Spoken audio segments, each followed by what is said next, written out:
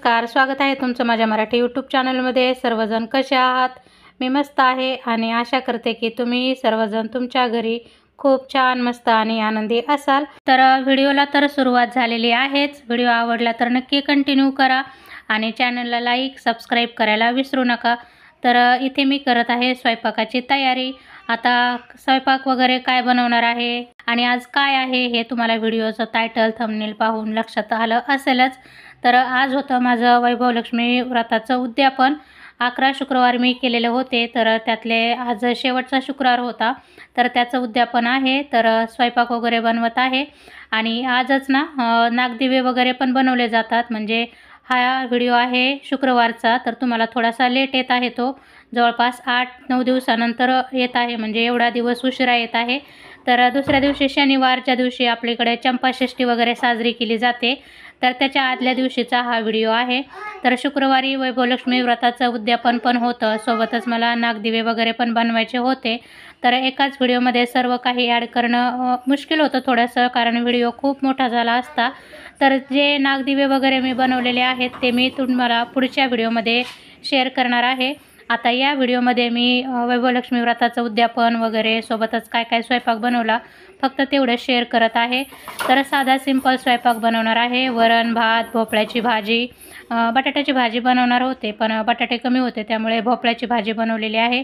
सोबतच थोडेसे पापड वगैरे फ्राय करणार आहे।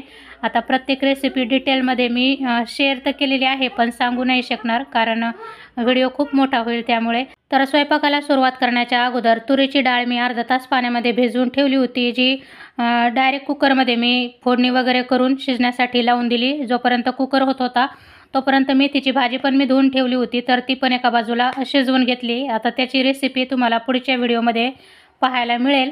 आता इथे मी वैभवलक्ष्मी व्रतासाठी जो स्वयंपाक बनवला ना तेच मी तुम्हाला डिटेलमध्ये दाखवत आहे। दुसऱ्या बाजूला ना इथे मी मेथीची भाजी शिजवून घेतली होती, मध्ये कुकर आपला डाळीचा होत होता आणि पलीकडल्या साईडला मी खीर बनवण्यासाठी ठेवलेली आहे। तर मध्येच मी थोडेसे पापड आणि कलरफुल पोंगे जे असतात ना ते पण तळून घेतलेले होते। भाजी काढून घेतली आणि सेम कढाईमध्ये ना मी पुन्हा कढई धुवून आता भोपळ्याची भाजी वगैरे बनवून घेणार आहे। खरं तर मला आज बटाट्याची भाजी बनवायची होती आणि मुलांना आवडते पण बटाटे थोडेसे कमी होते आणि सर्वांना त्याची भाजी पुरली नसती, त्यामुळे मग मी पुन्हा विचार केला आणि भोपळ्याची भाजी इथे बनवलेली आहे। तर ही भाजी पण चवीला छान झाली होती। रेसिपी तुम्ही इथे पाहू शकतात, अशा पद्धतीने बनवलेली आहे।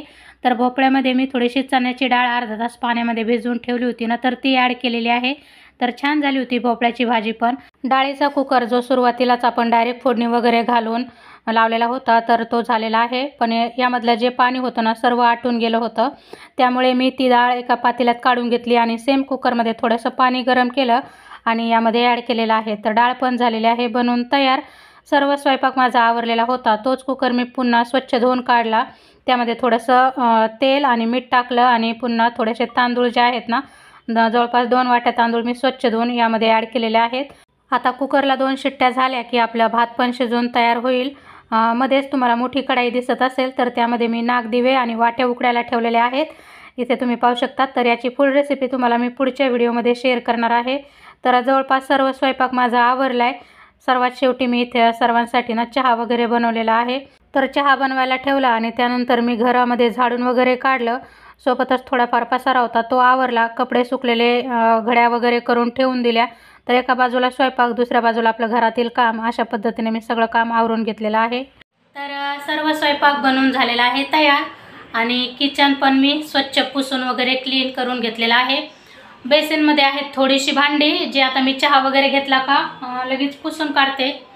हा आहे संध्याकाळचा चहा। आता जास्त उशीर नाही झाला अजून, संध्याकाळचे 5:45 वाजलेले आहेत। थोडासा अंधार दिसत असेल बाहेर, मी खिडकी बंद केली म्हणून, पण आता 6ला अंधार पडतो, अजून 15 मिनटं बाकी आहेत।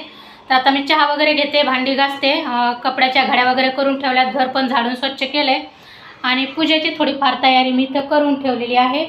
आता चहा घेतला का मग पूजा वगैरे ठेवते, कथा वगैरे वाचते, त्यानंतर मग मुलींना बोलवायला जाईल, त्यांचे जेवण वगैरे होतील। तर जे काही करणार आहे ते तुमच्यासोबत शेअर करेलच पुढे। तर चला, मी आता जस्ट माझा चहा वगैरे घेते आणि त्यानंतर तुम्हाला भेटते। चहा घेतला आणि माझी तयारी करून घेतली, सर्व आवरलं आणि इथं कापूरदानीमध्ये थोडासा कापूर टाकलेला आहे। पूर्ण घरभरणं कापराचा वास छान असा दरवळतो आणि ही रांगोळी आहे ती गुरुवारचीच रांगोळी आहे पहा. आज शुक्रवारचा हा व्हिडिओ आहे आणि तिथे मी दिवा वगैरे लावला, थोड्याशा फुलाच्या पाकळ्या वगैरे टाकून घेतल्यात आणि तुळशीची पण दिवाबत्ती वगैरे करून घेतली. आणि इथे मी वैभवलक्ष्मी व्रताची पूजा वगैरे सर्व काही ठेवून घेतलेलं आहे आणि आता कथा वगैरे वाचत आहे. तर आज डिटेलमध्ये नाही शेअर केलं कारण खूप साऱ्या व्हिडिओमध्ये मी ऑलरेडी शेअर केलेलं आहे.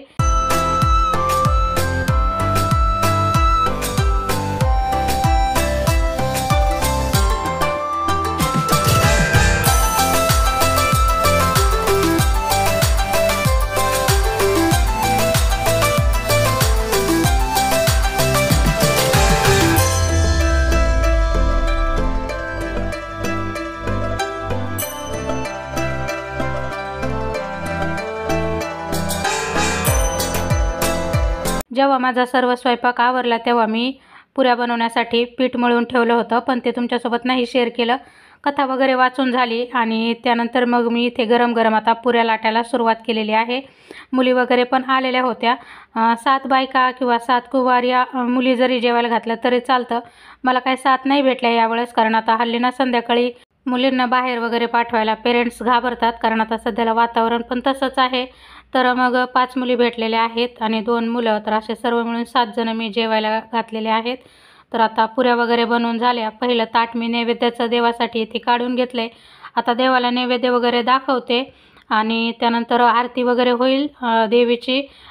सर्वजण मुली वगैरे मिळून आम्ही आरती वगैरे करू आणि आरती झाली का मग त्यांचे पाय वगैरे धुवून मग त्यांना जेवायला वगैरे वाढणार आहे.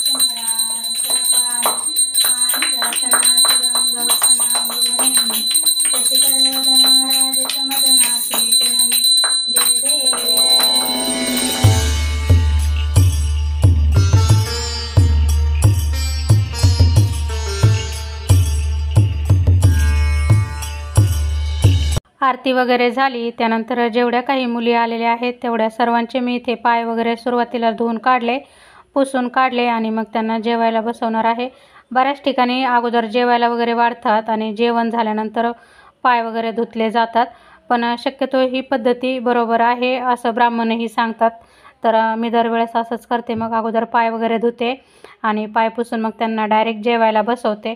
तर इथे पाहू शकतात आता सर्वजण बसलेले आहेत जेवायला. जेवढा काही स्वयंपाक बनवलेला आहे ना तर तो मी सर्वांना इथे वाढत आहे.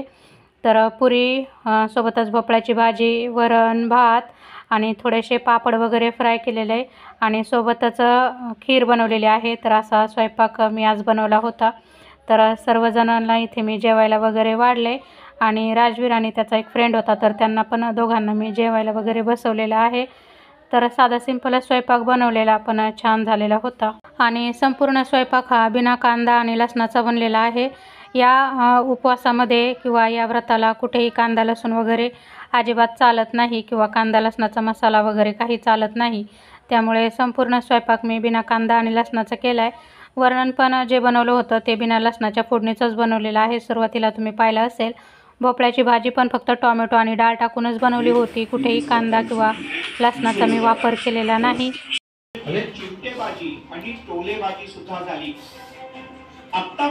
तर इथे सर्वांचे जेवण वगैरे झाले आणि आता ओवाळायला सुरुवात केलेली आहे. तर यावेळेस मी फक्त व्रताचं एक पुस्तक आणि फळ एवढंच आणलेलं आहे. मागच्या वर्षी मी 5 वस्तू पण आणलेल्या होत्या पुस्तकासोबत देण्यासाठी, पण यावेळेस ना थोडीशी घाई गडबड असल्यामुळे फक्त एक पुस्तक आणि त्याच्यासोबत फळ एवढंच मी घेऊन आलेले आहे. तर तेवढंच मी देत आहे. आता शक्यतो इथे पुस्तकालाच मान आहे. तुम्हाला दुसरं काही द्यायला जमो किंवा नाही जमो, पण पुस्तक हे आपल्याला आवर्जून द्यायचं आहे. बऱ्याच ठिकाणी आपल्या आवडीप्रमाणे म्हणजे काही पण त्याच्यासोबत अजून वेगवेगळ्या प्रकारचे गिफ्ट वगैरे पण दिले जातात. पण ज्याला जमलं त्याला आहे, नाही जमलं तर नुसतं पुस्तक आणि एखादं फळ वगैरे दिलं तरीही चालतं. तर खिरीच्या प्रसादाला मेन महत्त्वाचा मान आहे आजच्या दिवशी. बाकीचा कुठलाही स्वयंपाक तुम्ही जास्त काही बनवा नका बनवू, पण खिरीचा प्रसाद आपल्याला आवर्जून बनवायचा असतो. तर चला, सर्वांना ओवाळून घेतलेला आहे आणि पुस्तक फळ वगैरे पण दिलेलं आहे. तर छान अशा पद्धतीने माझं वैभव लक्ष्मी 11 गुरुवारचं जे व्रताचं उद्यापन आहे ते पार पडलेलं आहे. चला, बाय बाय.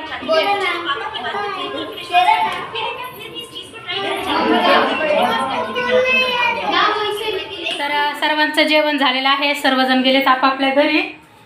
आता नागदिवे वगैरे बनवून ठेवले होते मी, तर आता देवाऱ्यामध्ये नैवेद्य दाखवते. नागदिवे वगैरे मी कशा पद्धतीने पेटवले, कशी पूजा केली हे डिटेलमध्ये पुढच्या व्हिडिओमध्ये तुमच्यासोबत शेअर करेल. आता थोडक्यात शेअर केलेलं आहे. त्यानंतर आता आपला शेवटचा शुक्रवार उद्यापन वगैरे झालेला आहे. नारळ फोडायचा आहे. त्या अगोदर आपल्याला इथे महालक्ष्मी महिमा म्हणून येतं पहा शेवटच्या पानावर, तर ते म्हणून घ्यायचं आहे. आणि त्यानंतर सर्वात शेवटी आपल्याला इथे नारळ वगैरे ओवाळून फोडायचा आहे. तर हा नारळ मी सकाळी म्हणजे संध्याकाळी पूजा जेव्हा ठेवली ना तेव्हाच त्या पूजेमध्ये ठेवला होता. रोजच्या शुक्रवारी ठेवायची गरज नाही, शेवटच्या शुक्रवारी फोडायचा असतो त्यामुळे ठेवला होता. आणि आता तो फोडून आपल्याला उद्यापनाची सांगता करायची आहे. तर चला, आजचा व्हिडिओ तुम्हाला कसा वाटला ते मला कमेंट करून नक्की सांगा. आवडला असेल तर व्हिडिओला लाईक आणि चॅनलला सबस्क्राईब करायला विसरू नका. भेटूया पुन्हा एका नवीन व्हिडिओमध्ये. तोपर्यंत सर्वांना बाय बाय, शुभरात्री. श्री स्वामी समर्थ.